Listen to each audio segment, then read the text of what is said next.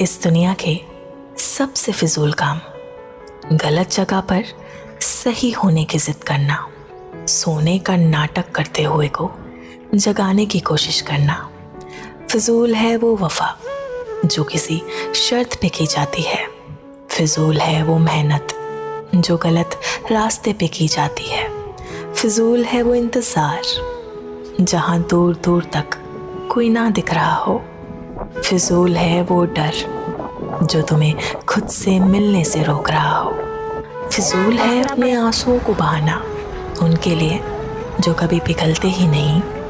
फिजूल है उन दरवाज़ों को खटकाना जो तुम्हारे लिए खुलते ही नहीं। फिजूल है ये भी सोचना कि यहाँ हर किसी को खुश रखा जा सकता है, क्योंकि ऐसा तो सिर्फ चेहरे पे 10 मुखौटे रख के ही किया जा सकता है।